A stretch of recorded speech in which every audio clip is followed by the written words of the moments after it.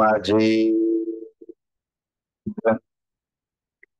اللهم بارك على محمد وعلى آل محمد. بارك على إبراهيم وعلى آل إبراهيم إنك حميد مجيد.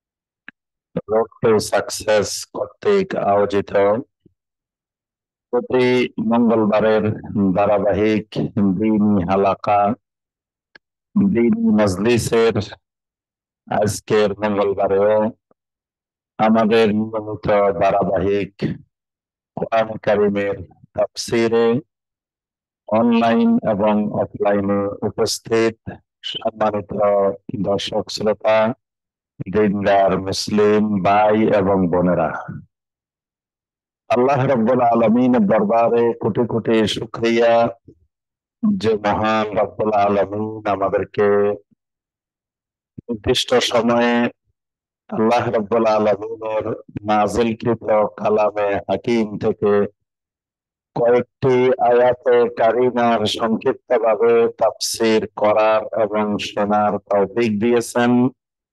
সে মহান রব্বুল আলামিনের শুকর আদায় করি, সকলে বলি আলহামদুলিল্লাহ। সম্মানিত ভাই ও বোনেরা, আলহামদুলিল্লাহ আমাদের ধারাবাহিক রোড টু সাকসেসের তাফসীরে যে সূরা থেকে আজকে আমাদের তাফসীর, সূরাটি হলো সূরাতুল লুকমান। এই সূরাটির কিছু অংশ আমরা সূরা আর রুমের শেষ পর্বের সাথে আমরা আলোচনা করেছি। আজকে সূরা লুকমানের প্রথম পর্বের তাফসীর হবে ইনশাআল্লাহ। তো ওই আয়াতে কারিমাগুলোর তাফসীর আমরা সূরা রুমের শেষ অংশে যদি আমরা দেখে নিই তাহলে আরো বিস্তারিত আমরা জানতে পারবো ইনশাআল্লাহ। তবে গত তাফসীরে আমরা যে 11টি আয়াতে কারিমা আলোচনা করেছিলাম, সেই আয়াতে কারিমাগুলোর আমরা একটু সারাংশ, প্রথমে মূল কথাগুলো আমরা আবার একটু পুনরাবৃত্তি করছি আজকে তাফসীরে। সূরা লুকমান, এই সূরাটি মাক্কি সূরা। লুকমান তিনি একজন হিকমাওয়ালা মানুষ। আল্লাহ রাব্বুল আলামিন তাকে হিকমা দান করেছেন।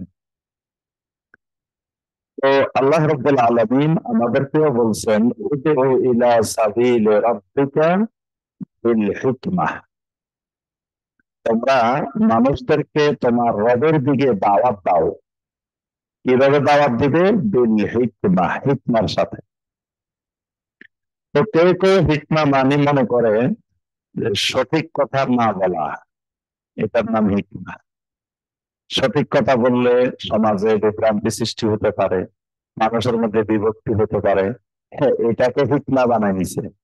জিজ্ঞাসা করলে, ভাই এটা তো সুন্নাহ, এটা তো সঠিক, আপনি জানেন, বলেন না কেন? হিকমতের কারণে বলি না। তাহলে হিকমত মানে সঠিক কথা না বলা, হিকমা অবলম্বন করছে। আল্লাহ রাব্বুল আলামিন এই সূরা লুকমানের মধ্যে হিকমা কাকে বলে, লুকমান আলাইহিস সালামের বক্তব্যগুলো আল্লাহ রাব্বুল আলামিন এখানে তুলে ধরছেন। যে এই লুকমান আলাইহিস সালাম যেই কথাগুলো বলে দাওয়াত পেশ করেছিলেন, এই কথাগুলোর মধ্যে তিনি কোন কথা ছাড় দেন নাই, বাদ দেন নাই। তাহলে বোঝা গেল হিকমা মানে কি, এটার ব্যাখ্যা এই লুকমান আলাইহিস সালামের এই বক্তব্যগুলোই হিকমা। সুতরাং কিয়ামত পর্যন্ত দাঈ ইলাল্লাহ যারা হবেন, তারা লুকমান আলাইহিস সালামের এই হিকমাপূর্ণ দাওয়াতের এই পদ্ধতিগুলো অবলম্বন করবেন।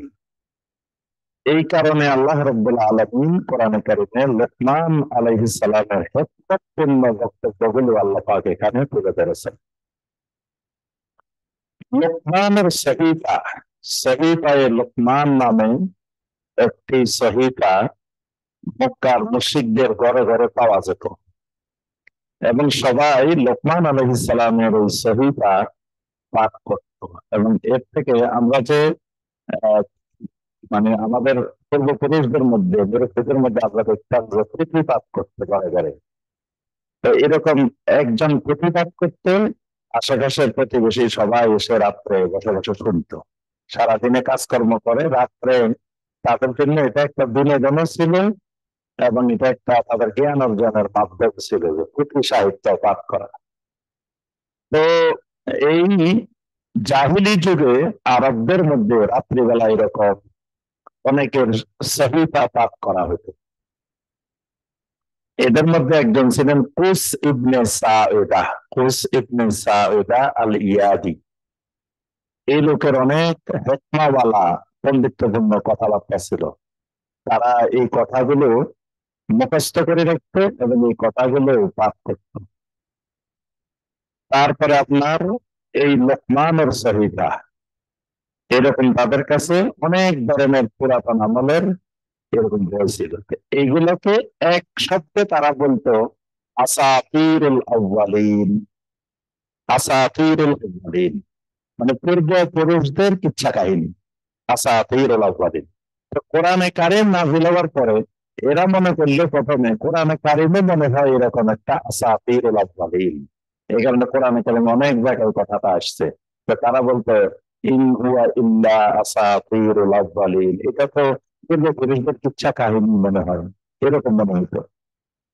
তো এখানে তাফসীরে ইবনে কাসিরে একটি ঘটনা বর্ণনা করা হয়েছে যে মদিনা মুনাওয়ারা থেকে হজের মৌসুমে সুয়াইদ ইবনে সাআদ নামক এক ব্যক্তি, মানে সর্বপ্রথম যে মানুষটা তাওহীদের দাওয়াত পেয়েছেন তার নাম হলো সুয়াইদ ইবনে সাআদ। সুয়াইদ ইবনে সাআদ তিনি হজ করার জন্য মক্কা মুকাররমায় আসলেন। আসার পরে দেখতে পেলেন যে নবী সাল্লাল্লাহু আলাইহি ওয়াসাল্লাম কোরআনে কারিমের বিভিন্ন আয়াত তেলাওয়াত করে করে দাওয়াত দিচ্ছেন। এখন সুয়াইদ ইবনে সামেত মনোযোগ দিয়ে দীর্ঘ সময় ধরে নবী সাল্লাল্লাহু আলাইহি ওয়াসাল্লামের বক্তব্য শুনলেন। শোনার পরে বললেন যে আমাদের কাছেও আপনার এই বক্তব্যগুলোর মতো কিছু কিতাব আছে। তো নবী সাল্লাল্লাহু আলাইহি ওয়াসাল্লাম জিজ্ঞাসা করলেন কি কিতাব? বলে যে আমাদের কাছে সহিফায়ে লোকমান আছে। নবী সাল্লাল্লাহু আলাইহি ওয়াসাল্লাম বললেন আচ্ছা তোমার সহিফায়ে লোকমান থেকে কিছু কথা আমাকে শোনাও তো দেখি। তখন এই সুয়াইদ ইবনে সাআদ সহিফায়ে লোকমান থেকে কিছু কথা নবী সাল্লাল্লাহু আলাইহি ওয়াসাল্লামকে শুনাইলেন। নবী সাল্লাল্লাহু আলাইহি ওয়াসাল্লাম শুনে দেখলেন যে লোকমানের যে সহিফা কথাগুলো কথাগুলো সব তাওহীদি কথা, ঈমানের কথা। আর সুয়াইদ ইবনে সাআদ বুঝতে পেরেছেন যে এই কথাগুলোর সাথে মুহাম্মদ রাসূলুল্লাহ সাল্লাল্লাহু আলাইহি ওয়াসাল্লামের কথাগুলোর মিল আছে। এখন সুয়াইদ ইবনে সাআদ রাদিয়াল্লাহু তাআলা আনহু বললেন যে আপনার এই কথাগুলো অবশ্যই লোকমানের কথার চাইতে আরো উত্তম কথা। সুবহানাল্লাহ। তো তাহলে বোঝা যায় যে লোকমান ওই জাহিলি যুগে মানুষের কাছে পরিচিত ছিল। এই কারণে আল্লাহ রাব্বুল আলামিন এই লোকমানের বক্তব্যগুলি তুলে ধরেছেন যে লোকমান তো তোমাদের কাছে পরিচিত মানুষ। লোকমানই তো বলে গেছেন ইয়া বুনাইয়া লা তুশরিক বিল্লাহ ইন্নাশ শিরকা লাযুলমুন আযীম। তোমরা লোকমানকে তো মানো না। যে লোকমানের কিতাব পড়ো, পুঁথি পড়ো, যে সাহিত্য পড়ো, সেই লোকমানের কথাই তো তোমরা মানতেছ না। এই জন্য আল্লাহ পাক ওই যুগের মুশরিকদের সামনে লোকমান আলাইহিস সালামের বক্তব্যগুলি তুলে ধরলেন এবং কিয়ামত পর্যন্ত আমাদের জন্য শিক্ষণীয় বিষয় হিসাবে লোকমান আলাইহিস সালামের কথাগুলি বর্ণনা করেছেন। এখানে প্রথমে আল্লাহ রাব্বুল আলামিন কোরআনে কারিমের কিছু সিফাত বর্ণনা করেছেন যে কোরআনে কারিমটা কিতাবুল হাকিম, এটার মধ্যে আছে হেদায়েত, এটার মধ্যে আছে রহমত। আর এটা মুহসিনদের জন্য হেদায়েত রহমত। মুহসিন কারা? আল্লাহ বলছেন যারা সালাত কায়েম করে, যাকাত আদায় করে, আখিরাতের প্রতি বিশ্বাস করে, এরা হলো মুহসিন। এরপরে 6 নম্বর আয়াতে কারিমে আল্লাহ পাক এখানে গান বাজনাকে হারাম ঘোষণা করেছেন। গান বাজনা হারামের কোরআনে কারিমে যতগুলো আয়াত আছে তার মধ্যে সবচেয়ে গুরুত্বপূর্ণ আয়াত হলো সূরা লোকমানের 6 নম্বর আয়াত। এখানে বিশেষ করে নজর বিন হারেস যখন তাকে প্রস্তাব দেওয়া হলো যে মোহাম্মদ সাল্লাল্লাহু আলাইহি ওয়াসাল্লামকে গণক বলা হবে, কবি বলা হবে, তারপরে মোহাম্মদ সাল্লাল্লাহু আলাইহি ওয়াসাল্লামকে পাগল বলা হবে, বিভিন্ন প্রস্তাব দেওয়া হলো, সে বলল না, এগুলো কিচ্ছু না। মোহাম্মদ সাল্লাল্লাহু আলাইহি ওয়াসাল্লাম একজন সুস্থ মানুষ। তো তাকে যদি সুস্থ মানুষকে তোমরা কবি বানাও, পাগল বানাও, গণক বানাও, জাদুকর বানাও, তো এগুলা মার্কেটে চলবে না, কিছু বেশি দিন চলবে না। সবাই বললে তাহলে আপনি একটা বুদ্ধি দেন, এটা ঠেকানোর মাধ্যম কি? যে কোনো উপায়ে তো নবী সাল্লাল্লাহু আলাইহি ওয়াসাল্লামের এই দাওয়াত ঠেকাতে হবে, তাহলে এটার মাধ্যম কি হবে? তখন নজর বিন হারেস বলল, ঠিক আছে, আমি শাম দেশে যেতেছি, সেখান থেকে কিছু দাসী আমি কিনে নিয়ে আসবো, যে দাসীগুলো গান গায়, গান গাওয়া দাসী কিনে নিয়ে আসবো, যারা গানের শিল্পী, গায়িকা, এরকম কিছু দাসী আমি কিনে নিয়ে আসবো। নজর বিন হারেস শাম দেশ থেকে অনেকগুলো দাসী কিনে আসবে, এনে প্রতি রাত্রে মক্কার গলিতে গলিতে কনসার্ট, গান বাজনার আয়োজন শুরু করে দিচ্ছে। কেন? যাতে যুব সমাজ ওই কোরআনে কারিমের কাছে না গিয়ে, যাতে যুব সমাজ ওই গান বাজনা, এই নারীদের পিছনে, গান বাজনার পিছনে মত্ত হয়ে থাকে। তো এই, তাহলে বোঝা যায় যে কোরআনকে ঠেকানোর জন্য কোরআনের বিপরীতেই মুশরিকেরা গান বাজনাকে নিয়ে আসছে। এই জন্য যে গান বাজনার সাথে জড়িত হয়ে যায়, এই লোকটা কোরআন বিমুখ হয়ে যায়, এই লোকের সাথে আর কোরআনে কারিমের সম্পর্ক থাকে না, কারণ এটা কোরআনে কারিমের বিপরীত জিনিস। এখানে আল্লাহ রাব্বুল আলামিন সেই প্রসঙ্গটি তুলে ধরে, যারা এরকম গান বাজনার সামগ্রী ক্রয় করে এদেরকে আল্লাহ পাক জাহেল বলছেন, এবং এদের জন্য আযাব ও মুহিনের ব্যবস্থা আছে, এই কথা আল্লাহ রাব্বুল আলামিন ঘোষণা দিয়েছেন। এরপর আল্লাহ রাব্বুল আলামিন আল্লাহ সুবহানাহু ওয়া তাআলার রুবুবিয়্যতের কিছু পরিচয় আল্লাহ পাক তুলে ধরেছেন। এরপরে 12 নম্বর আয়াতে কারিমা থেকেই আল্লাহ সুবহানাহু ওয়া তাআলা লুকমান আলাইহিস সালামের হিকমতপূর্ণ কথাগুলো তুলে ধরেছেন। আল্লাহ রাব্বুল আলামিন বলেন, ওয়ালাকাদ আতাইনা লুকমানাল হিকমা, অবশ্যই আমি দান করেছি লোকমানকে হিকমা, লোকমানকে আমি হিকমা দান করেছি। হিকমার বাংলা সাধারণভাবে আমরা করি প্রজ্ঞা, প্রজ্ঞা দান করেছি। তো আমরা সাধারণ ভাষায় বলি, আমাদের এক উস্তাদ বলতেন সবসময় যে হিকমা মানে লবণ জ্ঞান, হিকমা মানে লবণ জ্ঞান, প্রজ্ঞা মানে লবণ জ্ঞান। মানে একজন নারী, একজন রাঁধুনি যিনি রান্না বান্না করেন, তার কাছে সবচেয়ে প্রখর জ্ঞান থাকতে হয় লবণ জ্ঞানের। লবণ কতটুকু দিতে হবে ওই মাত্রা জানতে হয়, লবণ বেশি হলেও শেষ হয়ে যায়, খাইতে পারে না, লবণ না হলেও আর স্বাদ থাকে না। সব দিছে, দামি জিনিস, ভালো জিনিস, লবণের কারণে এটা দেখা যায় তারতম্য হয়ে যায়। তো যিনি তাইল আল্লাহ হবেন, যিনি আহ সমাজে ইসলামের জন্য, দ্বীনের জন্য কাজ করবেন, তার ভিতরে যদি লবণ জ্ঞান না থাকে, কার সাথে কিভাবে কথা বলতে হবে, কার সামনে কিভাবে দাওয়াত উপস্থাপন করতে হবে, কোন সময় কোন প্রসঙ্গগুলো নিয়ে আসতে হবে, এই যে জ্ঞানগুলো, এগুলোর নাম হলো ইত্তিবা। আল্লাহ বলছেন যে ইউতিহি মান ইয়াশা, যে আল্লাহ হিকমাতা যাকে চান, ইউতিল হিকমাতা মান ইয়াশা, যাকে চান আল্লাহ তাকে হিকমা দান করেন। হিকমা আল্লাহ সবাইকে দান করেন না। আর ওয়ামান ইউতাল হিকমাতা ফাকাদ উতিয়া খায়রান কাসীরা, যাকে আল্লাহ রাব্বুল আলামিন হিকমা দান করেন তাকে অনেক কল্যাণ দান করেন। সুবহানাল্লাহ। হিকমা দেওয়া মানে তাকে আল্লাহ বিরাট কল্যাণ দান করছেন। তাহলে বোঝা গেল হিকমা চাইলেই কিন্তু হিকমা অর্জন করতে পারে না, এটা আল্লাহ রাব্বুল আলামিনের দান, আল্লাহর নিয়ামত। লোকমানকে আল্লাহ রাব্বুল আলামিন এই হিকমাটা দিয়েছেন। হিকমা দিয়ে আল্লাহ পাক বলছেন, আনিশকুর লিল্লাহ, লোকমান আমি তোমাকে হিকমা দিয়েছি, তুমি কি করবে? আনিশকুর লিল্লাহ, তুমি আল্লাহর শুকর গুজার বান্দা হবে, আল্লাহর শুকরিয়া আদায় করবে। নবী সাল্লাল্লাহু আলাইহি ওয়াসাল্লামের জীবনের সমস্ত গুনাহ খাতা আল্লাহ পাক মাফ করে দিয়েছেন, মাসুম বানিয়ে দিয়েছেন।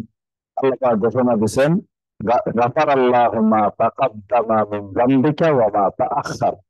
আগের পরের সব গুনাহ আল্লাহ আপনার ক্ষমা করে দিয়েছেন। সুবহানাল্লাহ। কিন্তু নবী সাল্লাল্লাহু আলাইহি ওয়াসাল্লাম ক্ষমা করে দেওয়ার পরে আগে যে পরিমাণে ইবাদত করতেন এবার ইবাদত আরো বেড়ে গেছে।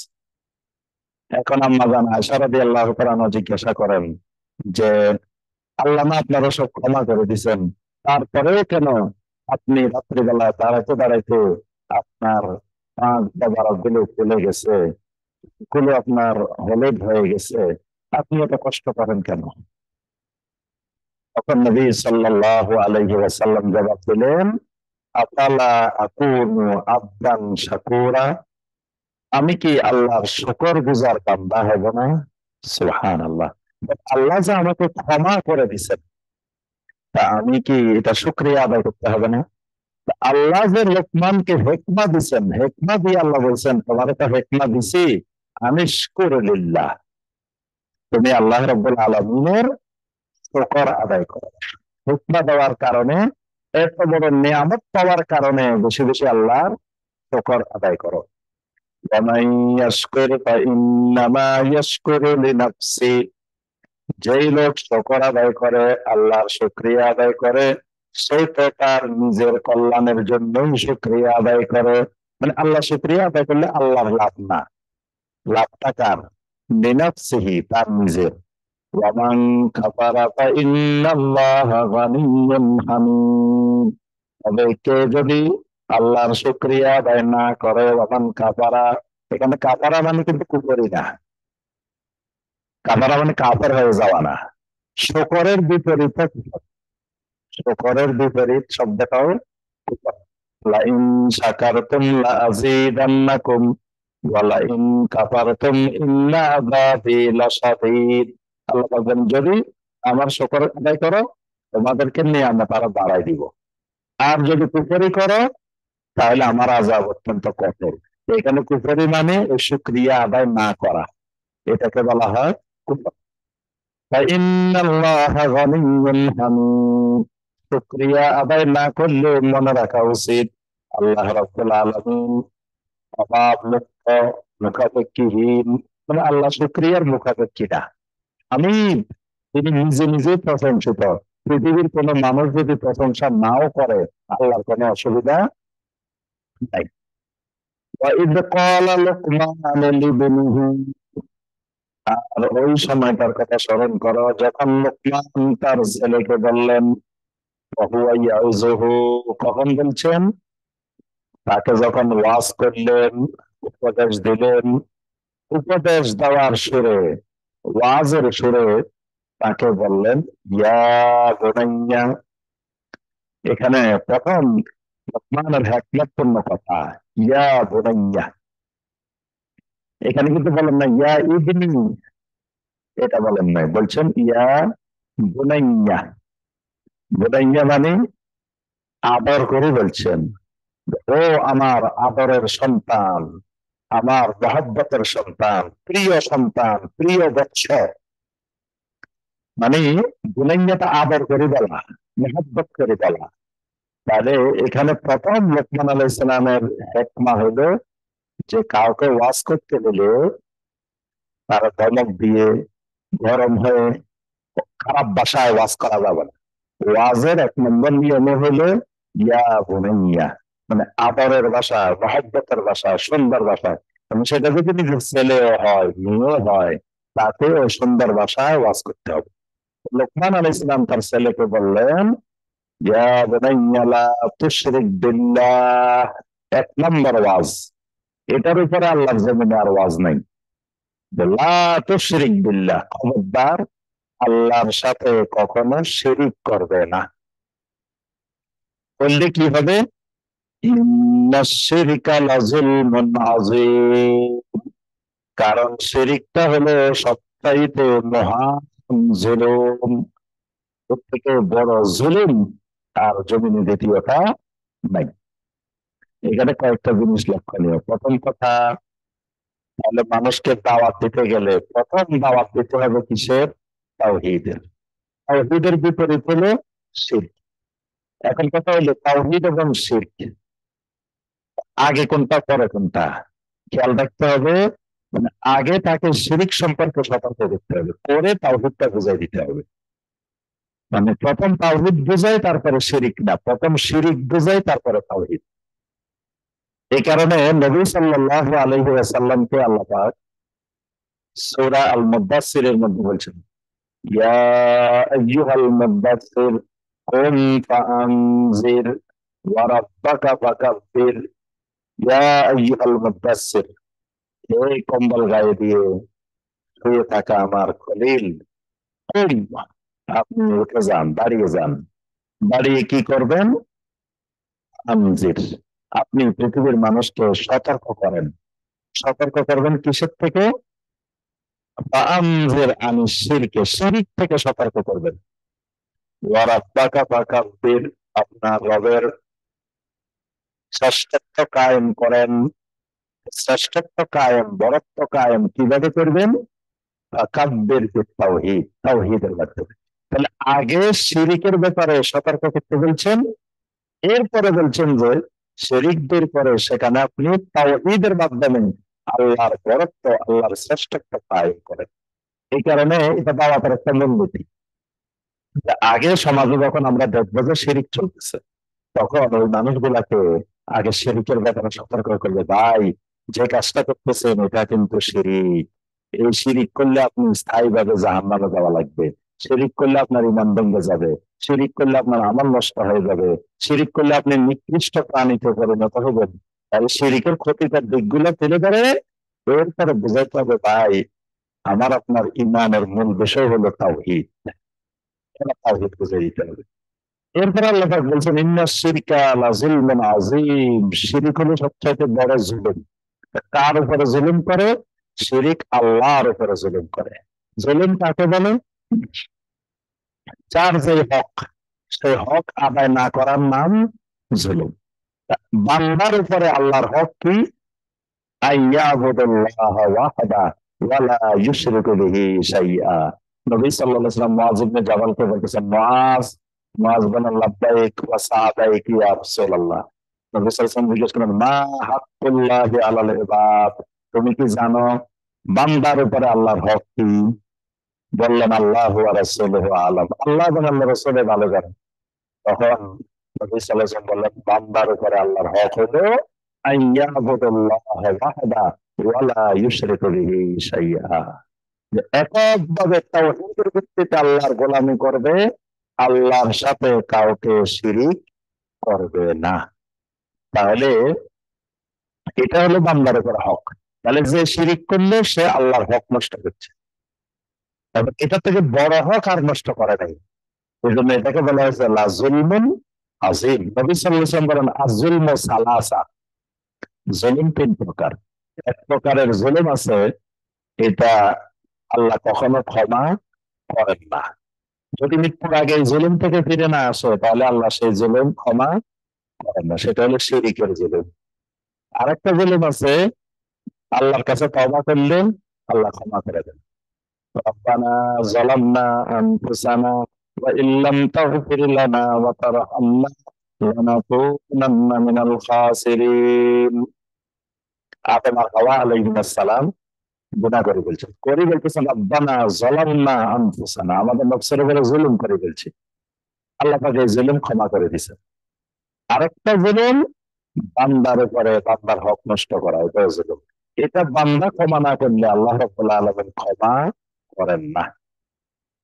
তাহলে লোকমান আলাইহিস সালামের এক নম্বর ওয়াজ, এক নম্বর নসিহত হলো কি করা যাবে না? শিরক করা যাবে না। দুই নম্বর, ووصينا الإنسان بوالديه حملته أمه وهنا على وهن। আল্লাহ রাব্বুল আলামিন বলেন, আমি মানুষকে নসিহত করেছি, নির্দেশ দিয়েছি, বিওয়ালিদাইহি, তার মা বাবার ব্যাপারে। নম্বর, মা বাবার অধিকার, মা বাবার হক আদায় করা। এবং আল্লাহ পাক বলছেন, ওয়াসাইনাল ইনসান, যারা মানুষ তাদেরকে আমি নির্দেশ দিয়েছি। তাহলে অমানুষকে আল্লাহ নির্দেশ দেন নাই, মা বাবার হক আদায় করে না, এরা মানুষ না, এরা অমানুষ। এবার আল্লাহ পাক বিশেষ করে মায়ের কথা বলছেন যে বাবা মা দুজনেরই অবদান আছে, কিন্তু মায়ের অবদানটা বাবার চাইতে বেশি।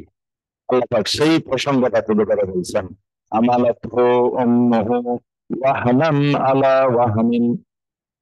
এমনি নারী জাতিকে আল্লাহ রাব্বুল আলামিন দুর্বল করে সৃষ্টি করেছেন। আল্লাহ পাক বলেন ওই দুর্বলতার উপরে দুর্বলতা সহকারে তার মা তোমাকে গর্ভধারণ করেছে। সুবহানাল্লাহ। এমনি দুর্বল নারী জাতি সৃষ্টিগত ভাবে পুরুষের চাইতে দুর্বল। সেই দুর্বল একটা নারী এক মানুষের ভিতরে আরেকটা মানুষ তার পেটের ভিতরে তোমার মতো আরেকটা মানুষকে মা গর্ভধারণ করেছে। এই অবদানটার কথা তুমি সবসময় স্মরণ করবে। وفصاله في عامين। এবং তোমাকে দুধ ছাড়ানোর ক্ষেত্রে 2 বছর সময় নিয়েছেন। ফেসালুহু, ফেসাল মানে আলাদা করা, মানে দুধ খাওয়া থেকে আলাদা করা। এই আমাইনে 2 বছর সময় নিয়েছেন। তাহলে দুধ খাওয়ার এই আয়াতে কারিমা থেকে অনেকগুলো শরীরী মাসালা আছে। একটা মাসালা হলো বাচ্চার সন্তানের দুধ পান করার বয়স 2 বছর। ইমাম শাফি, ইমাম মালিক, ইমাম আহমদ রাহিমাহুল্লাহ তারা সকলে বলছেন যে শিশুর দুধ পানের বয়স হবে 2 বছর। ইমাম আবু হানিফা রাহিমাহুল্লাহ আর একটু বাড়াই বলছেন, তিনি 2.5 বছর বলছেন, 30 মাস। যেটা আরেকটা আয়াতের মধ্যে আল্লাহ পাক বলছেন ওয়া হামলুহু ওয়া ফিসালুহু সালাসুনা শাহরান, 30 মাস বলছেন। এই আয়াতের কারণে তিনি 2.5 বছর বলছেন। আর সতর্কতামূলক, এখন ওই যে হুরমত সাব্যস্ত হতে হলে, দুধ মা দুধ সন্তান রাদাআত সাব্যস্ত হতে হলে এই 2 বছরের ভিতরে দুধ পান করতে হবে। 2 বছরের পরে যদি দুধ পান করে তো সেটা দুধ মাও হবে না, দুধ দুধ পানগত সন্তানও হুরমত বা মাহরাম সাব্যস্ত হবে না। আরেকটা মাসালা এখানে যে 2 বছরের আগেও সন্তানকে দুধ ছাড়ানো যায় যদি সন্তান অন্য খাবারের প্রতি বেশি নির্ভরশীল হয়, অন্য খাবারের দ্বারা তার সুস্থতা পুষ্টি স্বাভাবিক হয়, তাহলে কোনো কারণে চাইলে এর আগেও দুধ পান ছাড়ানো যায়। আর ওই যে মাহরাম সাব্যস্ত হওয়ার ক্ষেত্রে খেয়াল রাখতে হবে, যে শিশুটাকে দুধ পান করাইতেছে শিশুটা কি মায়ের দুধের উপরে নির্ভরশীল কিনা। নির্ভরশীল না হইলেও কিন্তু হুরমত হবে না, মাহরাম হবে না। মানে শিশুটা সব খাবার খায় এমনি, মানে খাবার দিয়ে তার চলে, তারপরে একটা মহিলার দুধ পান করছে কিছু সময়, এটার দ্বারা ওই মহিলার সাথে মাহরাম সাব্যস্ত হবে না। মাহরাম সাব্যস্ত ওই সময়টা হবে যখন সে দুধ পানের উপরে নির্ভরশীল। অন্য খানা খালেও সামান্য খায়, কিন্তু এটা তার মূল না, মূল খাবার মায়ের দুধটাই। ওই সময় দুধ পান করলে হুরমত সাব্যস্ত হয়। আরেকটি মাসআলা যে সন্তান গর্ভধারণের সর্বনিম্ন বয়স 6 মাস। মানে কোনো ব্যক্তির বিবাহের পরে 6 মাসের মধ্যে যদি সন্তান হয় তাহলে বুঝতে হবে এটা ওই লোকের সন্তান। 6 মাস আগে যদি হয়ে যায় বুঝতে হবে এটা এই ব্যক্তির সন্তান না, এটা অন্য কারো সন্তান। 6 মাসের আগে কখনো সন্তান হওয়া সম্ভব নয়, কারণ আল্লাহ পাক এই আয়াতের মধ্যে বলছেন হামলুহু ওয়া ফিসালুহু সালাসুনা শাহরান, গর্ভধারণ এবং দুধ পান মিলে 30 মাস। তাহলে এখানে আল্লাহ বলছে শুধু দুধ পান, এখানে গর্ভধারণের কথা বলে না, শুধু দুধ পান 2 বছর। তাহলে বাড়তি কয় মাস? 6 মাস। ওই 6 মাস হলে গর্ভধারণের বয়স। তো আল্লাহ রাব্বুল আলামিন বলেন তোমার মায়ের কথাটা তুমি স্মরণ করবা। তোমার মা তোমাকে দুর্বলতার উপরে দুর্বলতা নিয়ে তোমাকে গর্ভধারণ করেছেন, তোমাকে 2 বছর দুধ পান করিয়েছেন। আনিশকুরলি ওয়ালিওয়ালিদাইকা, সুতরাং তুমি আমারও শুকরিয়া আদায় করো, তোমার মা বাবারও শুকরিয়া আদায় করো। ইলাইয়াল মাসির, পরিশেষে তোমাকে আমার দিকে ফিরে আসা লাগবে। ইন জাহাদাকা আলা আন তুশরিকা বিমা লাইসা লাকা বিহি ইলমুন। নবী সাল্লাল্লাহু আলাইহি ওয়াসাল্লামের সময় বিশেষ করে মাক্কি জিন্দেগিতে কয়েকজন সাহাবী ইসলাম গ্রহণ করছেন। বাড়িতে মা বাবা প্রচন্ড চাপ দিতেছে ইসলাম ছেড়ে দিতে হবে, ইসলাম মানা যাবে না, মোহাম্মদ সাল্লাল্লাহু আলাইহি সাল্লামের কাছে যাওয়া যাবে না। এরকম সন্তানদেরকে কঠিন আকারে মা বাবা চাপ দিতেছে। অনেকে তখন চিন্তা করতেছে, মা বাবার কথা শোনা তো খরচ, আল্লাহ তো মা বাবার কথা শুনতে বলছে, তো তাহলে এখন মা বাবার কথা শুনবো নাকি ইসলামের উপরে থাকবো, নবী সাল্লাল্লাহু আলাইহি ওয়াসাল্লামের উপরে থাকবো? তা আল্লাহ পাক এই বিষয়টা এই 15 নম্বর আয়াতে কারিমে স্পষ্ট করে দিয়েছেন। ওয়া ইন জাহাদাকা আলা আন তুশরিকা বি, যদি তোমার মা বাবা তোমাকে উদ্যত করে, চেষ্টা করে আমার সাথে শিরিক করার জন্য, মা লাইসা লাকা বিহি ইলম, যে ব্যাপারে তোমার কাছে কোনো এলেম নাই, শিরিকটা হলো জাহালত, এলেম থাকলে শিরিক করতে পারে না। এই জন্য জমিনে যত মুশরিক আছে সব মুশরিকের গড়ে নাম হলো জাহেল। আল্লাহ পাক নবী সাল্লাল্লাহু আলাইহি ওয়াসাল্লাম বলেছেন, আরিফ আনিল জাহিলিন, আমি জাহেলদের থেকে মুক্ত রইলেন। এই জাহেল মানে মুশরিক। বালা তোতে হুমা, খবরদার মা বাবার এই ক্ষেত্রে আনুগত্য করা যাবে না। মা বাবা শিরিক করতে বললে এটা শোনা যাবে না। ওয়াসাহিবুহুমা ফিদ দুনিয়া মারুফা, তবে মা বাবার কথা শোনা যাবে না, আবার মা বাবার সাথে বেয়াদবিও করা যাবে না। সাহিবহুমা ফিদ দুনিয়া মারুফা, দুনিয়ার মধ্যে মা বাবার সাথে উত্তম আচরণ, উত্তম সাহচর্য লাভ করা। ওয়াত্তাবি সাবিলা মান আনাবা ইলাইয়া, ওই মানুষের তরিকা অনুসরণ করো যে মানুষগুলো আমি আল্লাহর দিকে পুরাপুরি রূপে প্রত্যাবর্তন করেছে। এই মান আনাবা ইলাইয়া হলো সাহাবায়ে কেরাম। সাহাবায়ে কেরাম পুরাপুরি আল্লাহর দিকে প্রত্যাবর্তন করছে, তাদের পুরা জিন্দেগিটা আল এনাবাতু ইলাল্লাহ, পুরোপুরি তারা আল্লাহর দিকে ফিরে গেছেন। আল্লাহ পাক বলেন, ওই মানুষগুলার তরিকা, ওই মানুষগুলার রাস্তার অনুসরণ করো। সুম্মা ইলাইয়া মারজিউকুম, অতঃপর তোমাদেরকে আমার দিকে ফিরে আসতে হবে। ফাউনাব্বিউকুম বিমা কুনতুম তা'মালুন, এরপর আমি তোমাদেরকে যা আমল করতে সেগুলোর খবর দিয়ে দিব। তাহলে 2 নম্বর নসিহত হলো মা বাবার হক আদায় করা। 3 নম্বর নসিহত, ইয়া বুনাইয়া ইন্নাহা ইন তাকু মিসকালা হাববাতিন মিন খারদালিন ফাতাকুন ফি সাখরাতিন আও ফিস সামাওয়াতি আও ফিল আরদি ইয়াতি বিহাল্লাহ। ও আমার সন্তান, প্রিয় আদরের সন্তান, জেনে রাখো, যদি ইন্নাহা ইন তাকু মিসকালা হাববাতিন মিন খারদাল, যদি একটা সরিষার দানা পরিমাণ ছোট্ট একটা জিনিস, মানে যেটা চোখে দেখতে পারে না, আমরা স্বাভাবিকভাবে দেখি না, এইরকম ছোট্ট একটা জিনিসও যদি হয়, তখন সখরাতিন, এই ছোট জিনিসটা যদি পাথরের ভিতরেও থাকে, আও ফিস সামাওয়াত, আসমানের কোন জায়গায় থাকে, আও ফিল আরদি, জমিনের কোন জায়গায় থাকে, ইয়াতি বিহাল্লাহ, আল্লাহ রাব্বুল আলামিন সেটাকে নিয়ে আসবেন। আল্লাহ পাক সেটা সম্পর্কে জানেন, আল্লাহর কাছে সেটারও খবর আছে। ইন্নাল্লাহা লাতীফুন খাবীর, আল্লাহর একটা সিফাত হলো লাতীফ। লাতীফ মানে একেবারে সূক্ষ্ম সূক্ষ্ম বিষয় আল্লাহ জানেন। খাবীর মানে সবকিছুর খবর আল্লাহর কাছে আছে। তাহলে 3 নম্বর নসিহত হলো, তুমি আল্লাহ থেকে কোনো কিছু লুকাইতে পারবে না। আল্লাহ থেকে গোপন করার তোমার এই এই সাহস বা এই সম্ভাবনা নাই, কারণ যারা সরিষা পান আছে আরো ছোট জিনিস হলো, সেটার ব্যাপারে আল্লাহ খবর আছে। তাহলে এই মনোভাব যদি আল্লাহর কোনো বান্দা বান্দার মধ্যে থাকে, তাহলে এই আল্লাহর বান্দা বান্দার জমিনে আল্লাহ নাফরমানি করতে পারে না। 4 নম্বর উপদেশ, ইয়া বুনাইয়া আকিমিস সালাহ, ও আমার আদরের সন্তান, আকিমিস সালাহ, সালাত কায়েম করো, খবরদার বেনামাজি হইও না। জীবনে যতদিন বেঁচে থাকবা সালাত কায়েম করবা। তাহলে দেখেন, প্রথম আল্লাহ পাক নির্দেশনা, লোকমান আলাইহিস সালাম যে নির্দেশনা দিয়েছেন তাওহীদের, আল্লাহর অধিকার, তারপরে মা বাবার অধিকার, তারপরে তার নিজের ব্যাপারে বলছেন যে তুমি আল্লাহ থেকে কিছু লুকাতে পারবে না, মানে তুমি নিজের ব্যাপারে সতর্ক থাকবে।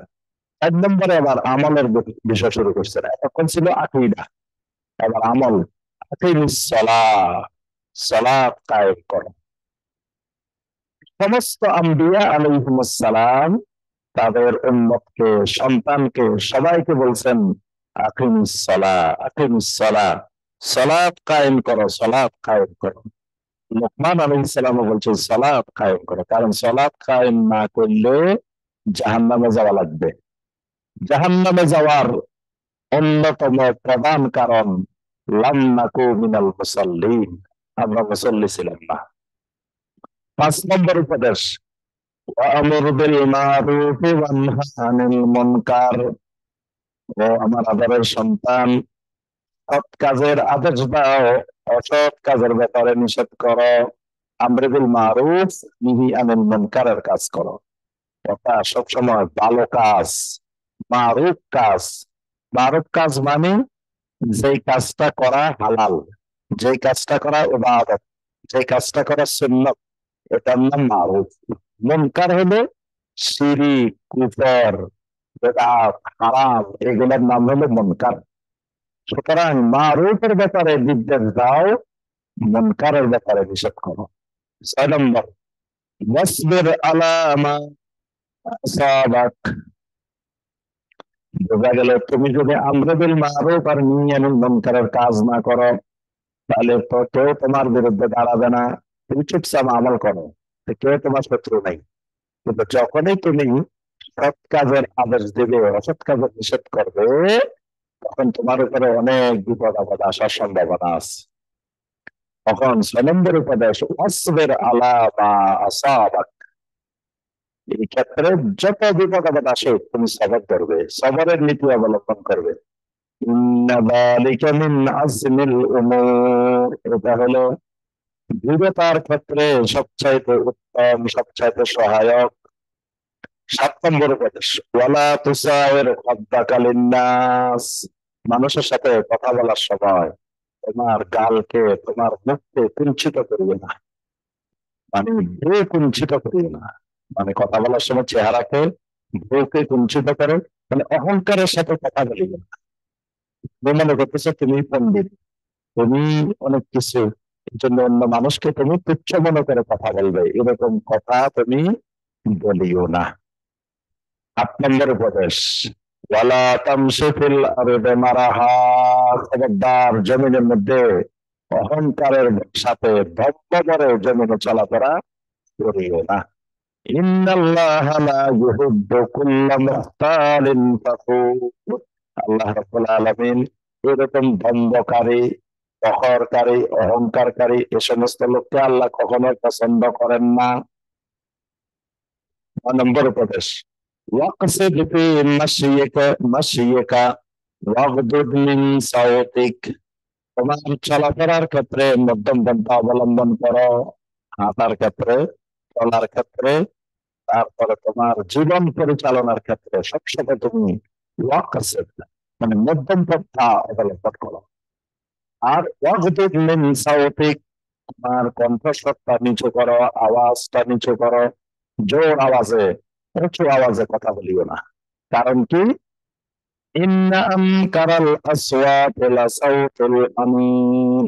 যদি উঁচু আওয়াজে কথা বলাটাই যদি সম্মানের ভিতরে অথবা ক্ষমতাধরের প্রমাণ হইতো, আভিজাত্যের প্রতীক হইতো, সবচাইতে নিকৃষ্ট আওয়াজ হলো গাধার আওয়াজ।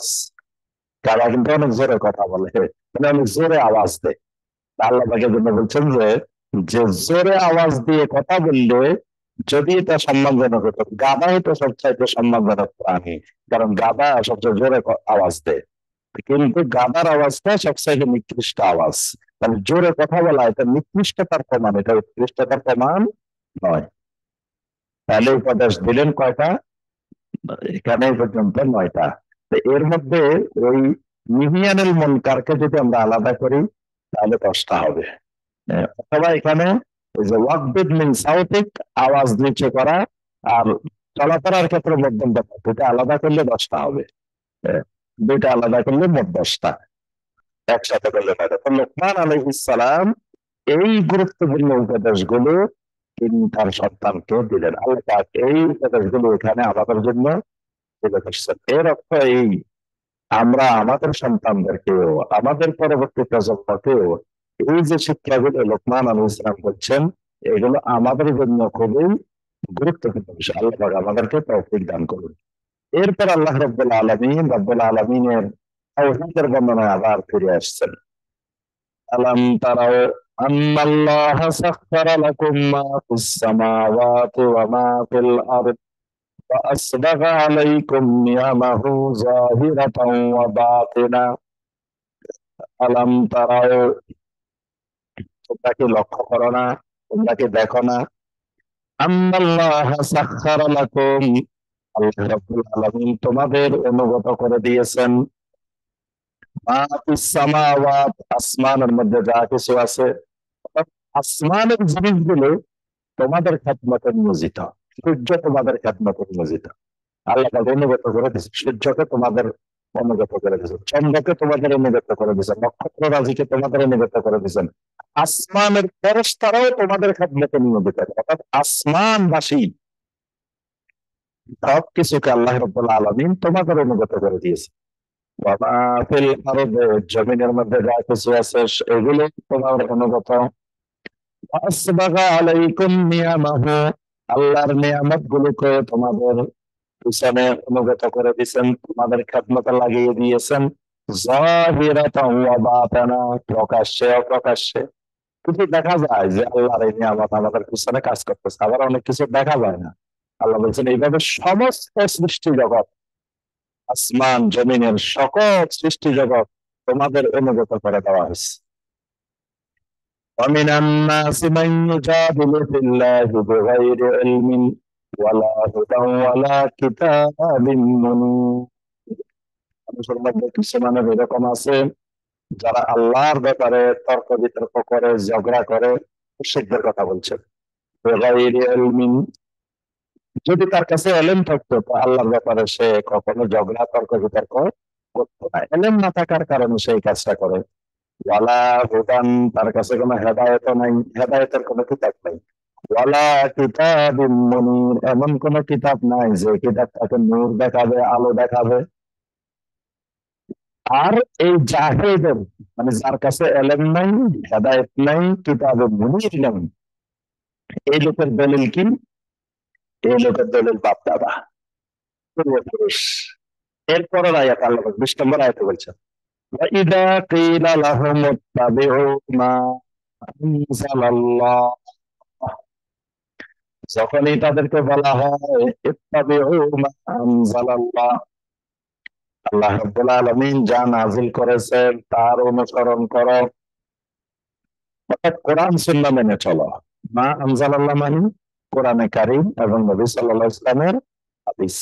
তো যখন তাকে বলা হয় যে কোরআনে কারীম এবং সহিহ হাদিস মেনে চলো, তখন তারা বলে ক্বালু বাল নাত্তাবিউ মা ওয়াজাদনা আলাইহি আবানা, তখন তারা বলে ওঠে বাল নাত্তাবিউ, আমরা কেবল তাই মেনে চলবো, তাই অনুসরণ করবো, মা ওয়াজাদনা আলাইহি আবানা, আমাদের পূর্বপুরুষদেরকে, আমাদের বাপ দাদাদেরকে যেই অবস্থার উপরে পেয়েছি আমরা শুধু এটাই মানবো, এর বাইরে আর কিছু মানতে রাজি নাই। আওয়ালাউ কানা শাইতানু ইয়াদউহুম ইলা আযাবিস সাঈর, যদিও শয়তান তাদেরকে ওই জাহান্নামের আযাবের দিকে দাওয়াত দিতেছে, মানে সে বুঝতেছে না যে ওই শয়তান বাপ দাদার কথা বলে তাকে জাহান্নামের দিকে নিয়ে যাইতেছে, কিন্তু সে বুঝতে পারতেছে না। এই বাপ দাদার কথা বলা তাকে জাহালাতের প্রমাণ হিসাবে আল্লাহ তাকে এখানে উল্লেখ করেছে। ومن يسلم وجهه إلى الله وهو محسن فقد استمسك بالعروة الوثقى। ومن يسلم وجهه إلى الله, যে ব্যক্তি তার চেহারাটাকে পুরোপুরি আল্লাহর দিকে আত্মসমর্পণ করে ফেলেছে, وهو محسن, এই লোকেই হলো মুহসিন, এই লোকটার নাম মুহসিন। আর মুহসিনের বিনা হিসাবে জান্নাতে যাবে, মুহসিন বান্দাদের কোনো হিসাব নেই। প্রথমে আল্লাহ পাক 70,000 মুহসিনিন বান্দাকে বিনা হিসাবে জান্নাত দিয়ে দিবেন। সুবহানাল্লাহ। আল্লাহ পাক বলেন এই মুহসিন বান্দা কি করলো? ফাকাদ ইসতামসাকা বিল উরওয়াতিল ওয়াথকা, এমন এক সুদৃঢ় হাতল, সুদৃঢ় বন্ধন মজবুত করে ফেললো। আল উরওয়াতুল বুসকা। আল উরওয়াতুল বুসকা মানে লা ইলাহা ইল্লাল্লাহ। লা ইলাহা ইল্লাল্লাহর অনেকগুলো নাম আছে, তার মধ্যে একটা নাম হলো আল উরওয়াতুল বুসকা। বা ইলাল্লাহি আকিবাতুল উমুর, আর সব কাজের সর্বশেষ পরিণতি, সর্বশেষ পরিণাম আল্লাহর কাছেই। অর্থাৎ সবকিছুর পরিণতি আল্লাহ ফয়সালা করবেন, এর পরিণাম আল্লাহ দিবেন। ওয়ামান কাফারা ফালা ইয়াহজুনকা কুফরুহ, যদি কেউ কুফরি করে, ও নবী ওই কুফরি নিয়ে আপনি পেরেশানি হবেন না, চিন্তিত হবেন না। ইলাইনা মারজিউহুম, যারাই কুফরি করে তাদেরকে আমার কাছে ফিরে আসতে হবে। ওয়া নুনাব্বিউহুম বিমা আমিলু, তারা যা আমল করে সেগুলোর ব্যাপারে আমি তাদেরকে জানাই দিব। যা আমল করছিল এই ব্যাপারে আমি তাদেরকে পরিপূর্ণরূপে জানিয়ে দেব। ইন্নাল্লাহা আলিমুন বিযাতিস সুদূর, অবশ্যই আল্লাহ রাব্বুল আলামিন মনের ভিতরে, অন্তরের ভিতরে কি আছে সম্পর্কে আল্লাহ পাক ভালো করে জানেন। নুমাত্তিউহুম কলিলান, ওই কুফরিকারীদেরকে অল্প সময়ের জন্য আমি উপভোগ করার সুযোগ দিব। সুম্মা নাত্তারুহুম ইলা আযাবিন গালিজ, এরপরে আমি তাদেরকে কঠোর এক আযাবের দিকে যেতে বাধ্য করব, কঠিন এক আযাবের দিকে তাদেরকে ফেলে দিব।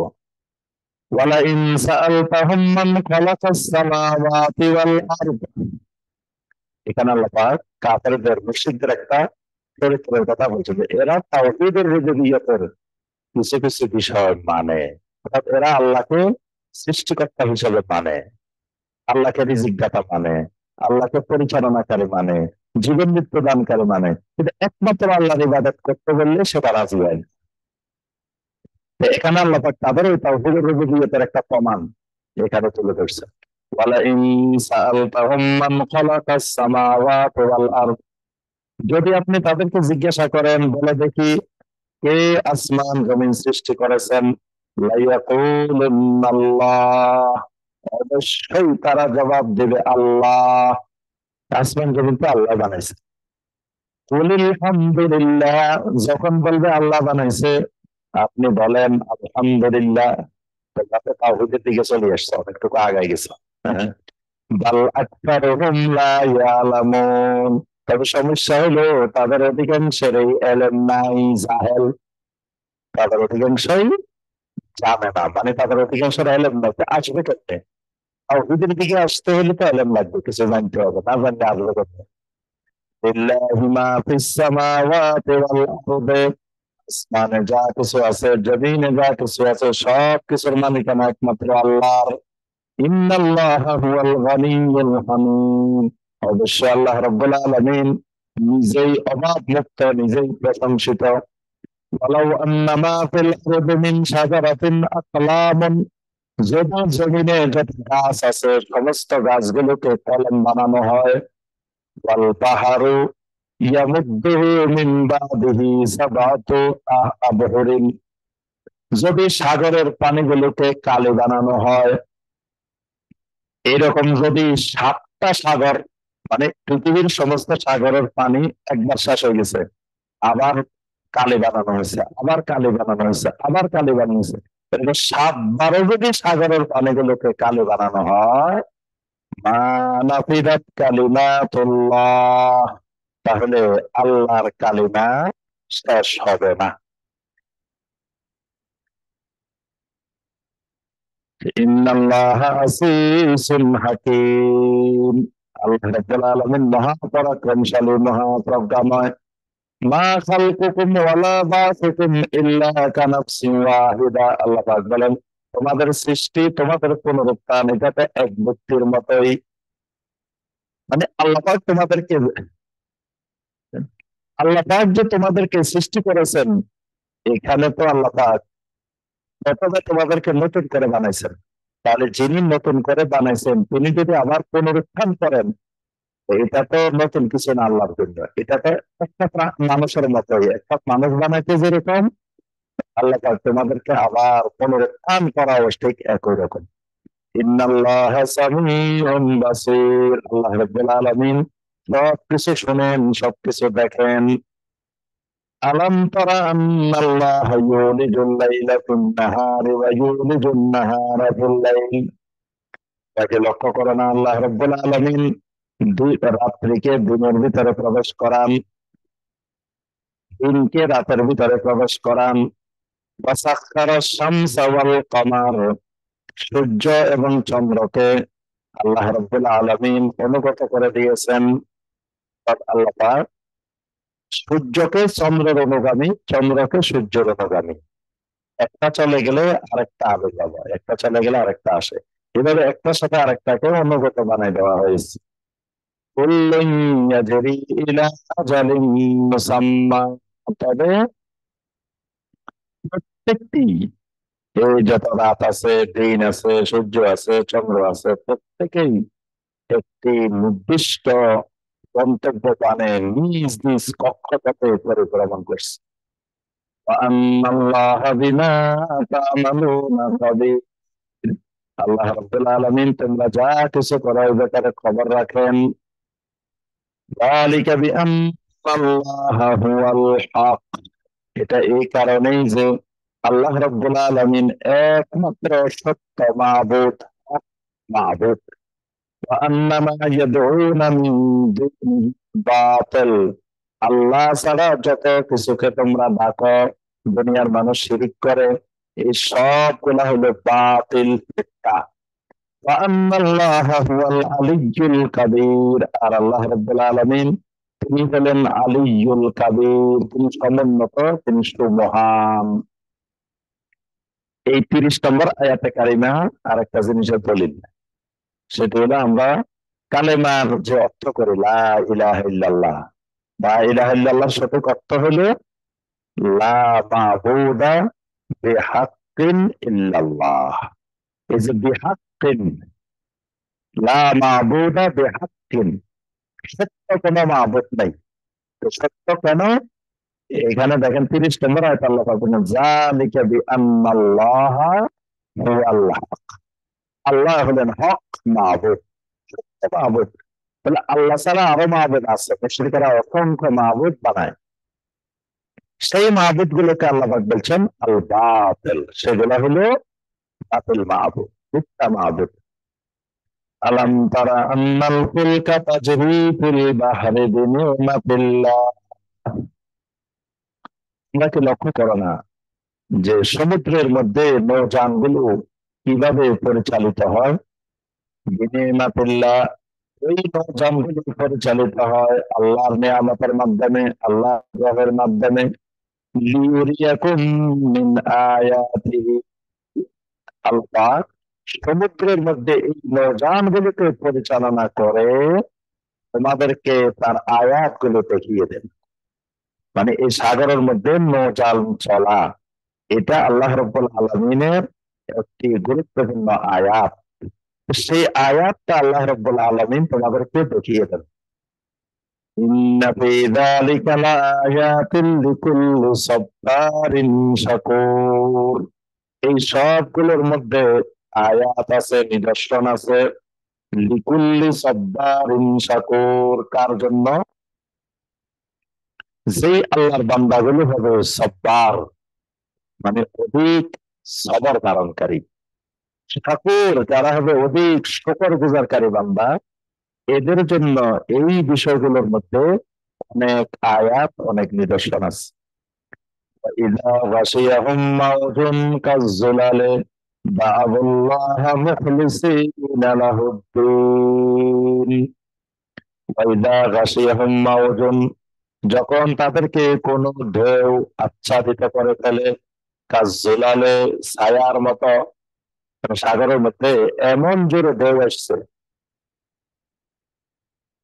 এই ঢেউয়ের মাধ্যমে যেমন একটা গাছের ছায়ার মতো হয়ে বিশাল এক ঢেউ এসে তাদের জাহাজটাকে, নৌযানটাকে আচ্ছন্ন করে ফেলে, দা'আবুল্লাহ মুখলিসিনা লাহুদ্দীন, তখন একমাত্র খালেস ভাবে আল্লাহর জন্য দিনকে নির্দিষ্ট করে তারা আল্লাহকে ডাকে।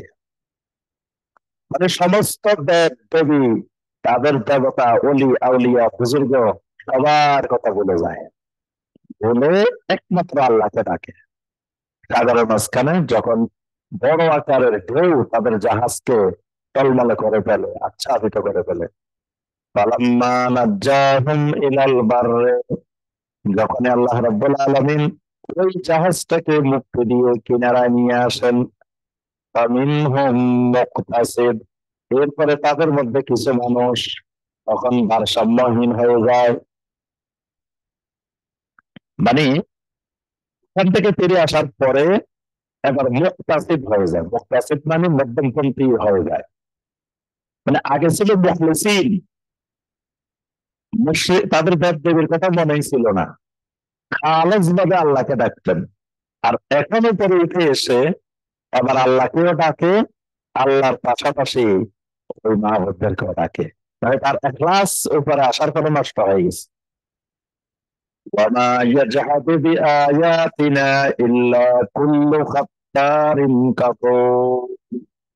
আল্লাহ রাব্বুল আলামিন বলেন, আমার আয়াতগুলোকে অস্বীকার করে শুধু তারাই যারা হলেন খাত্তারিন কাফুর, যারা খাত্তার, খাত্তার মানে খতরনাক, মানে যারা নিকৃষ্ট, যারা চরম অকৃতজ্ঞ, তারাই শুধু আমার আয়াতকে অস্বীকার করতে পারে। কোন সাধারণ মানুষ, বিবেকবান মানুষ, আকলবান মানুষ বা কৃতজ্ঞ মানুষ কখনো আমার আয়াতকে অস্বীকার করতে পারে না। সর্বশেষ আল্লাহ রাব্বুল আলামিন দুনিয়ার সকল মানুষকে সম্বোধন করে বলেন, ইয়া আইয়ুহান নাস, হে দুনিয়ার সকল মানুষ, ইত্তাকু রাব্বাকুম, তোমরা তোমাদের রবকে ভয় করো, রবের তাকওয়া হাসিল করো। ওয়াখশাউ ইয়াওমান, ওই দিনটাকে বিশেষ করে ভয় করো, লা ইয়াজজি ওয়ালিদুন আন ওয়ালাদিহি, যেদিন পিতা তার সন্তানের থেকে কোনো উপকৃত হবে না, পিতা তার সন্তান থেকে কোনো উপকৃত হবে না। ওয়ালা মাউলুদুন হুয়া জাযিন আন ওয়ালিদিহি শাইআ, কোন সন্তানও তার পিতা থেকে কোনো কিছু যাজা পাবে না, কোন সন্তানও পিতাকে কোনো যাজা প্রতিদান দিতে পারবে না। ইন্না ওয়াদাল্লাহি হাক্কুন, অবশ্যই আল্লাহর ওয়াদা হক, আল্লাহর ওয়াদা সত্য। আলা তাগুররান্নাকুমুল হায়াতুদ দুনিয়া, অতএব দুনিয়ার হায়াত যেন তোমাদেরকে ধোঁকায় না ফেলে, প্রতারণায় না ফেলে। ওয়ালা ইয়াগুররান্নাকুম বিল্লাহিল গারুর, প্রতারক যেন আল্লাহর ব্যাপারে তোমাদেরকে প্রতারণায় না ফেলে। এখানে শয়তানের আরেকটা নাম দিচ্ছেন আল্লাহ পাক, গারুর। গারুর, গারুর মানে গারার থেকে, গারার মানে ধোঁকাবাজি করা, প্রতারণা করা। আল্লাহর জমিনে সবচাইতে বড় ধোঁকাবাজ, সবচাইতে বড় প্রতারক, মহা প্রতারক হলো ইবলিস, শয়তান। এই কারণে আল্লাহ সুবহানাহু ওয়া তাআলা বলছেন যে ওই মহা প্রতারক যেন আল্লাহর ব্যাপারে তোমাদেরকে কোন প্রতারণায় ফেলতে না পারে। ইন্নাল্লাহা ইনদাহু ইলমুস সাআহ, এরপর আল্লাহ পাক সর্বশেষ 34 নম্বর আয়াতে কারিমায় 5টি ইলমে গায়বের বিষয় বলছেন।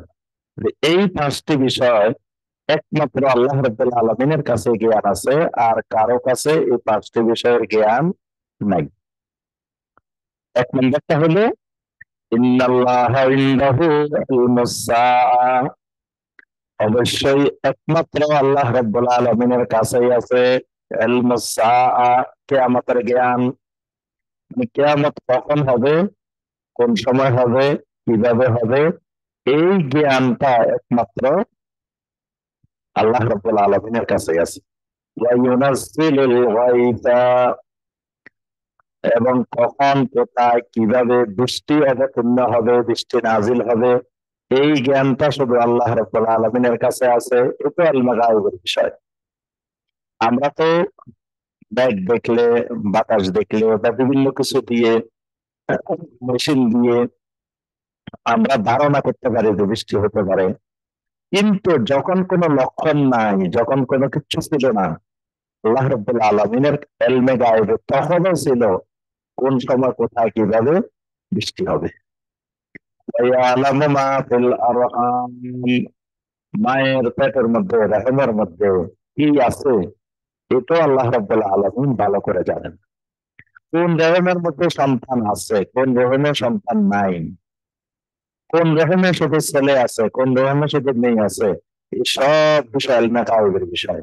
এটা আল্লাহ রাব্বুল আলামিনই জানেন। যত মানুষ বিয়ে শাদী করে সবাই মনে করে যে তার সন্তান হবে, এই আশা নিয়ে বিয়ে করে। পরবর্তী দেখা গেল যে এই স্ত্রীর ঘরে এখানে সন্তান সম্পত্তি হচ্ছে না। তাহলে এই যে রহমের মধ্যে সন্তান নাই, এই এলেমটা পৃথিবীর কোন মানুষের জানা ছিল না। এই এলমে গায়েবের বিষয় একমাত্র আল্লাহ জানেন। ঠিক একই ভাবে সব মানুষ ছেলে চায়, মেয়ে চায়, কিন্তু আল্লাহ পাক কাউকে শুধু ছেলে দেন, কাউকে শুধু মেয়ে দেন। তাহলে কোন রকমে কি আছে এটা আল্লাহ রাব্বুল আলামিন ছাড়া কেউ জানেন না। ওয়ামা তাদরি নাফসুম মাযা তাকসিবু গাদান, আর কোন মানুষ জানে না আগামীকাল সে কি উপার্জন করবে, না আগামীকালকে সুস্থ থাকবে, না অসুস্থ হয়ে যাবে, না বাঁচবে, না মরবে, কি উপার্জন করবে এই বিষয়ে কোন মানুষও জানে না। এটা আলমে গায়েবের বিষয়। ওয়ামা তাদরি নাফসুম বিআইয়ি আরদিন তামুত, কোন মানুষ জানে না জমিনের কোথায় সে মৃত্যুবরণ করবে, কোন জমিনে কোথায় তার মৃত্যুটা হবে এটাও কোনো মানুষ জানে না। এটা ইলমে গায়বের বিষয়, এটা আল্লাহ রাব্বুল আলামিন জানেন। ইন্নাল্লাহা আলীমুন খাবীর, আল্লাহ রাব্বুল আলামিন দুটি গুরুত্বপূর্ণ সিফাত দিয়ে এই সূরা লোকমান শেষ করেছেন। তো এখানে আল্লাহ পাক যে দুটি সিফাত দিয়েছেন, একটা হলো আলিম, অর্থাৎ যত রকমের এলেম আছে, এলমে গায়েব, এলমে যাহির, সমস্ত এলেম একমাত্র তিনি মালিক, তিনি আলিম। এমনকি ওয়ামা তাসকুতু মিন ওয়ারাকাতিন ইল্লা ইয়ালামুহা, গাছের একটা পাতাও ঝরে পড়ে না যেটার এলেম আল্লাহ রাব্বুল আলামিনের কাছে নাই। এরকম একটা গাছের পাতাও ঝরা পড়ে না। ওই পাথরের ভিতরে যে একটা সরিষার দানার ছোট জিনিসও যদি আসমানের জমিনে কোথাও থাকে, সেটার এলেমও আল্লাহ রাব্বুল আলামিনের কাছে আছে। এই জন্য আল্লাহ পাক পরিচয় দিচ্ছেন আলিম, আরেকটা পরিচয় দিচ্ছেন খবীর। খবীর মানে খবর রাখেন, অর্থাৎ আল্লাহর খবরের বাহিরে আসমানে জমিনে কোন জায়গায় কোনো কিছুই নাই, সব খবর আল্লাহ রাব্বুল আলামিনের কাছেই আছে। আল্লাহ রাব্বুল আলামিন আমাদের সবাইকে কোরআনে কারীমের এই আয়াতগুলোর আলোকে আমল করার তৌফিক দান করুন। আল্লাহ পাক আমাদের এই তাফসীরুল কোরআনকে কবুল ও মঞ্জুর করে নিন। আল্লাহ রাব্বুল আলামিন রোড টু সাকসেস কে কবুল ও মঞ্জুর করে নিন। আমরা আগামী তাফসীরে সূরা আস-সাজদা থেকে আমাদের তাফসীর হবে ইনশাআল্লাহ। একটি প্রশ্ন উত্তর আছে, সংক্ষিপ্ত ভাবে আমরা এই প্রশ্নগুলো আলোচনা করে আমরা শেষ করব ইনশাআল্লাহ। একজন ভাই জানতে চেয়েছেন, প্রিয় শায়েখ, যখন পরিচিত বা অপরিচিত কোনো ব্যক্তির সাথে আমার যখন দেখা হয়, তখন হয়তো তার সাথে কয়েক মিনিটের জন্য কথাবার্তা বলার সুযোগ হয়। এমন অবস্থায় 3 থেকে 5 মিনিটের মধ্যে যদি তাকে আমি তাওহীদের দাওয়াত দিতে চাই, তাহলে সেই বক্তব্যটি কেমন হবে একটি উদাহরণ স্থাপন করবেন প্লিজ। জি, অল্প সময়ে যদি তাওহীদের দাওয়াত তার সাথে আমি দিতে চাই, উপস্থাপন করতে চাই, তো বিশেষ করে তার ভিতরে তাওহীদের যেই সমস্যাটা আমি অনুভব করি সেই বিষয়টাকেই সামনে নিয়ে আসা যাবে। যেমন ধরেন, সে বিশ্বাস করে যে কপালের লিখন যায় না খণ্ডন, ভাগ্যের লিখন যায় না খণ্ডন। আহ, তাকে এটা তাওহীদ পরবর্তী, এটা শিরকি বিষয়। তাহলে তাকে বোঝাইতে হবে যে তুমি যে বিশ্বাসটা করতেছ এটা তো এরকম না, কারণ আল্লাহ রাব্বুল আলামিন তাকদীর নির্ধারণ করেন, তোমার তাকদীরের সাথে সম্পর্ক, ভাগ্যলিপি বা তোমার আল্লাহর দ্বারা, এগুলি তাওহীদ পরিপন্থী বিষয়। তারপরে একজন বলল তো লোকটার কাল মৃত্যু হয়েছে, তখন তাকে বলতে হবে তুমি তো যে বিষয়টা বলছো ওটা তাওহীদ পরিপন্থী। তবে সংক্ষিপ্ত ভাবে তার সাথে দেখা হলে ন্যূনতম এতটুকু বলা যায় যে দেখো আল্লাহ রাব্বুল আলামিন আমাদেরকে বাঁচায় রেখেছেন, সুস্থতা দান করছেন, আল্লাহ আমাদেরকে চলাফেরার কথা বলার শক্তি সামর্থ্য দিয়েছেন। অতএব আমাদের উচিত যে শিরিক মুক্ত হয়ে আল্লাহর সাথে কোনো ধরনের শিরিক না করে একমাত্র আমাদেরকে আল্লাহর গোলামি করা দরকার। সাধারণভাবে এটাই। এই কথাগুলোকে আমি সময় যতটুকু সম্ভব কিভাবে দাওয়াত দিতে পারি। একাকী সলাতে অথবা জামাতে, ফরজ সলাতের ভিতর কোন কারণে যদি ওযু ভেঙে যায় তাহলে পরবর্তীতে ওই সলাৎ কিভাবে আদায় করবে? পুনরায় ওযুর পরে সে কি নতুন করে এই সলাৎ আদায় করবে, নাকি যতটুকু বাকি ছিল ততটুকু করবে? বিষয়টি বিস্তারিত বুঝিয়ে বলবেন, আর সম্ভব হলে এই ব্যাপারে হাদিসের রেফারেন্স উল্লেখ করবেন। এই সকল মাসআলার জন্য হাদিস থাকা, সম্পৃক্ত থাকা জরুরি না, কারণ ফিকহি মাসালা একটা হাদিস থেকে 10টা 20টা 50টা মাসালা বের হতে পারে। এই মানে প্রত্যেকটা খুঁটিনাটি বিষয়ের জন্য এটার জন্য একটা হাদিস থাকা লাগবে, এটার জন্য একটা হাদিস থাকা লাগবে, বিষয়টা এরকম না। ওযুর ব্যাপারে যে নিয়মটা সেটা হলো জামাতে হোক একাকী হোক, যদি আপনার ওযু ভেঙে যায় এর মাঝখানে, আগের অংশটুকু বাতিল হয়ে যাবে। ওযু করে এসে পুনরায় নতুন করে শুরু করতে হবে, আগেরটার সাথে জয়েন হবে না। এই কারণে আপনি জামাতে হলেও ওযু চলে গেলেন, আপনি বাইরে গিয়ে ওযু করে এসে যখন শুরু করবেন তখন থেকে নতুন করে শুরু হবে, আগেরটা আর হবে না। চতুর্থ রাকাত পাইলে চতুর্থ রাকাত থেকে শুরু হবে, মানে যেখানে পাবেন ওখান থেকে। আগে যে কয় রাকাত পড়ছেন এটা এটার সাথে যোগ হবে না। ঠিক একাকী হলেও এটা যোগ হবে না, একাকী হলেও ওযু করে এসে নতুন করে আবার পুরাটাই করতে হবে। সাদাকা সম্পর্কে একটু আলোকপাত করুন। সাদাকা আদায়ের পদ্ধতি কি কি? সাদাকা হিসেবে অর্থ নাকি প্রাণী, কোনটি প্রাধান্য? উক্ত সাদাকা প্রদানের উত্তম স্থান বা খাত সমূহ কি? সাদাকা কারা খেতে বা গ্রহণ করতে পারবে বা পারবে না? জাযাকাল্লাহু খাইরান। জি, সাদাকা শব্দটা কোরআন হাদিসে অনেক অর্থ ব্যবহার হয়েছে। বিশেষত যাকাতকে বোঝানোর জন্য সাদাকা আল্লাহ পাক ব্যবহার করছে। কোরআন কারীমে অনেক আয়াতে সাদাকা বলে যাকাতকে বুঝাইছে। যেমন সূরা তাওবার 60 নম্বর আয়াত, যেটা দিয়ে আমরা মাসারতে যাকাতের দলিল দিই যে যাকাত কারা কারা পাবে। সেখানে কিন্তু আল্লাহ যাকাত বলেন না, বলছেন ইন্নামাস সাদাকাতু লিল ফুকারা ওয়াল মাসাকিন। এখানে যাকাতকে আল্লাহ সাদাকা বলছেন। তাহলে যাকাত হলো সর্বোত্তম সাদাকা, এটা ফরজ সাদাকা। এটা এটা সাদাকা কিন্তু ফরজ, দিতেই হবে। এর বাইরে নফল যে দান সেগুলো সাদাকা। নফল দানের মধ্যে কয়েক ধরনের হতে পারে। কিছু দান আছে কাফারা বাবদ, মানে ধরেন সে কসম করছে, কসম ভাঙছে, কসমের কাফারা। তারপরে সে তার অন্যান্য জিনিসের জেহারের কাফারা, আরো বিভিন্ন জিনিসের কাফারা আছে। কাফারা বাবদ একটা সাদাকা। আরেকটা সাদাকা নফল সাদাকা, মানে কোন ধরনের কারণ ঘটে নাই, মান্যতা করা নাই, কিচ্ছু করা নাই, এমনি সাদাকা আল্লাহর রাস্তায়। সাদাকা ব্যাপক জিনিস।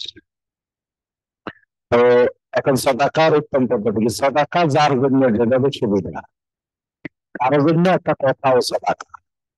আপনি একজন ভাইকে সালাম দিচ্ছেন, এটাও সাদাকা। মুসাফা করছেন, এটাও সাদাকা। তবে সাল্লাল্লাহু বলেন ভাইকে দেখে তুমি একটা হাসি দিচ্ছ, মুস্কি হাসি দিচ্ছ, এটাও সাদাকা। তাহলে এই তো সাদাকার কত ধরন। আমরু বিল মারুফ সাদাকা, নাহি আনিল মুনকার সাদাকা, সুবহানাল্লাহ বলা সাদাকা, আল্লাহু আকবার বলা সাদাকা। এমনকি নবী সাল্লাল্লাহু আলাইহি ওয়াসাল্লাম বলছেন তুমি তোমার স্ত্রীর সাথে রাত্রি যাপন করা, এটাও সাদাকা। তখন সাহাবায়ে কেরাম একটু হাসতেছিলেন যে এটা কেমন সাদাকা। নবী সাল্লাল্লাহু আলাইহি ওয়াসাল্লাম বললেন তুমি যদি তোমার স্ত্রী ছাড়া অন্য জায়গায় রাত্রি যাপন করো, সেটা তো তোমার গুনাহ হবে। তো সেটা যদি গুনাহ হয়, এটা তোমার জন্য সাদাকা হবে না কেন? তাহলে সাদাকার অনেক প্রকার। তো এই সাদাকার মধ্যে আবার খাতও ভিন্ন ভিন্ন। যেমন সাদাকা যদি জাকাত হয়, জাকাতের 8টা খাত আল্লাহ পাক নির্দিষ্ট করে দিচ্ছেন, এই খাতের বাইরে দেওয়া যাবে না। সাদাকা যদি কাফারা বা ওয়াজিব কোন সাদাকা হয় বা মানপত্র হয়, এগুলো অমুসলিমকে দেওয়া যাবে না, মসজিদে দেওয়া যাবে না। এগুলো শুধুমাত্র আপনার ওই মুসলিম দরিদ্র গরিব মিসকিন ওদেরকে দিতে হবে। তারপরে সাদাকা যদি হয় আপনার সাধারণ, যে এমনি সাদাকা করবেন, এগুলো তো মান্নত, যদি মান্নত করে দে সেটার এক হুকুম। আর মান্নত ছাড়া যদি দে, তাহলে এটা যে কোনো মানুষকেও দিতে পারবে। এটা মসজিদেও দিতে পারবে, মাদ্রাসায়ও দিতে পারবে, যে কোনো মানুষকে দিতে পারবে। আল্লাহ রাস্তায় যে দান, নকল সাদাকা, এটা হলো নকল সাদাকা। এটা ফরজ সাদাকাও না, ওয়াজিব সাদাকাও না, নকল সাদাকা এক জিনিস। এলা এক, বিভিন্ন পরিভাষা ভিন্ন ভিন্ন, কিন্তু জিনিস একটাই, দান করা, সাদাকা করা। অনেকে সাদাকা মানে মনে করে আলাদা জিনিস, কিন্তু আসলে এটা আলাদা জিনিস না, এটা সব এক জিনিসেই। কোনটা ফরজ সাদাকা, কোনটা ওয়াজিব সাদাকা, কোনটা নফল সাদাকা।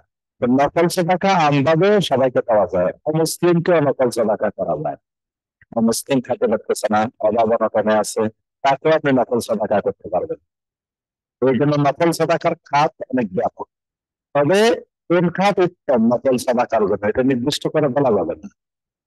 সেই সময়ে যে খাতের বেশি প্রয়োজন, যেমন ধরো মাঝখান দিয়ে হঠাৎ করে বন্যা এসে আমাদের বিভিন্ন অঞ্চল প্লাবিত হয়ে গেল, তখন যদি বলেন যে কোন সাদাকা উত্তম, সবচেয়ে উত্তম হলে সেখানে সহযোগিতা করা।